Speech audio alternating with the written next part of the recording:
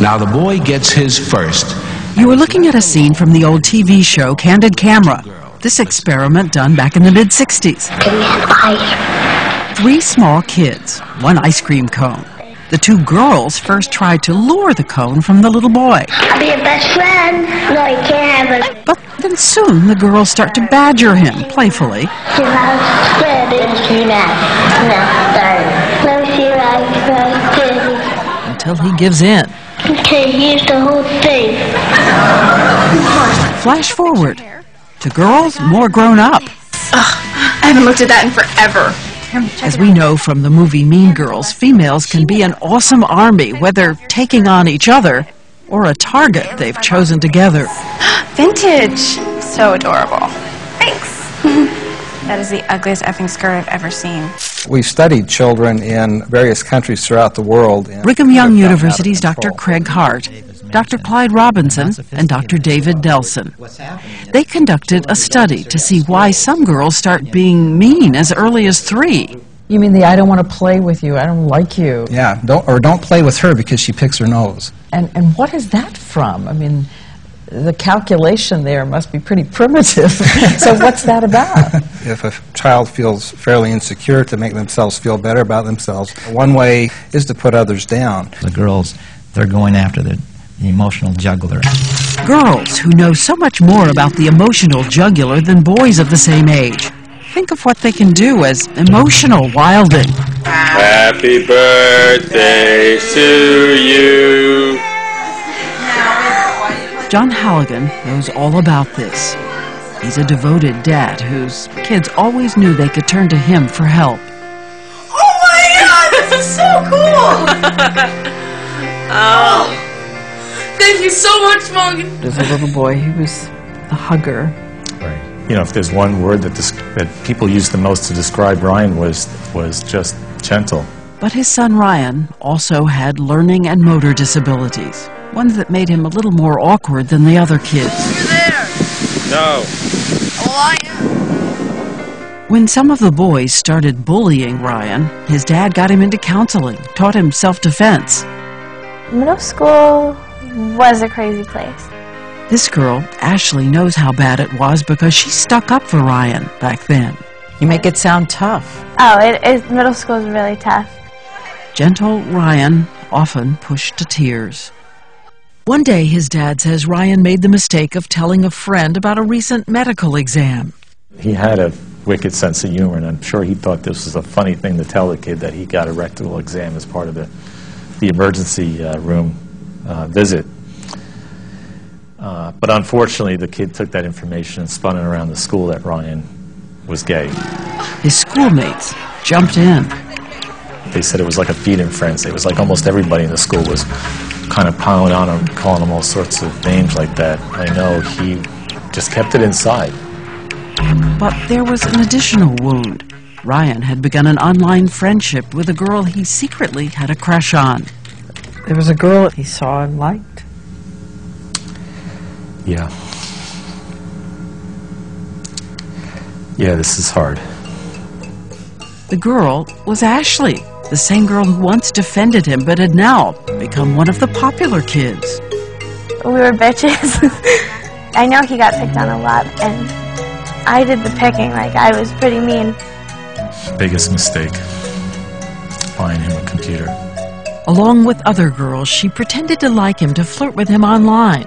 How teasing? Like, we want you, and like stuff like that. Ryan started to believe Ashley might be interested. Then Ashley and her friends quickly turned it all around. When he sort of got interested, we're like, oh, well, we would never go for someone like you. I can't believe you would think that. Like, really, really cruel stuff. You're just a loser. I would never want anything to do with you. Like you're a loser? Yeah, like you're a loser. Ryan had no fists to defend against that. Well, after I had teased him online with my friend, and I told him that it was all a joke, and he said, girls like you are the kind of people that make me want to kill myself. And at the time, we were like, why would he say something like that? His loving parents had no idea that Ryan was also communicating online with another friend, who had intrigued him about an escape from all of this through death. Urging, pushing, romanticizing. Right. No surprise Ryan was having trouble at school and worried to his dad that his report card would be bad. I mean, he just went on about, you know, you're going to be so disappointed, Dad. I'm just a loser. I'll never amount to anything. And I thought at that point in time I just needed to give him the pep talk of his life. So John Halligan sat his son down and told him he'd help him through this. He said, Dad, have you ever thought of killing yourself? And I said, yeah, I remember going into my bedroom and just burying my head underneath the pillow and wanting my life to end. And I said, you know, Ryan, imagine if I did actually do that, you know. Look at all the things we would have missed out on as a family. But alone in his room, Ryan would go back online, communicating with his death-obsessed pen pal, telling him that he was thinking about suicide. That pen pal answered, "It's about time." When his father was away on business, Ryan hanged himself. I hope I never receive a phone call like this again for the rest of my life. I was never prepared for what I heard on the other end. Johnny, you know, Ryan's dead. And what about Ashley, the girl who had once sweetly defended Ryan but then became part of those who taunted him? She was 14 then, she is 16 now, and she came forward courageously to talk with us, with her nervous smile, saying how shattered she had been. She just wants to help, she says, if only she had known. It was so hard for me. Like, I can't even explain how, like, I couldn't even talk, I couldn't. It was just so extremely hard. Did you feel guilty? Did you feel responsible? I felt so guilty, yeah. I don't blame her for Ryan's death. John Halligan says he forgave Ashley. He didn't want two kids hurt. Do you really see her as just what girls do? I really do believe it contributed to his depression. But that single act or that single person, it's not her fault. And what about that pen pal urging suicide? The messages were still on Ryan's computer after Ryan had died.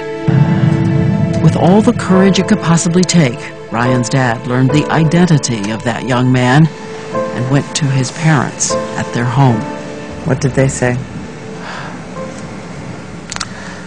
Not a whole lot. I think about the kindest thing I can say is that they're in denial, basically, and totally unaware of what their child was doing online. When you look back now and see the actual words, how do you keep yourself from just being a fist of anger? All I want is to be with Ryan again someday. And I know if I go down that path of holding that fist of anger and doing something I probably would regret for the rest of my life, I'm worried I'd jeopardize that opportunity to be with Ryan again. And someday, what will you say to Ryan? I love you.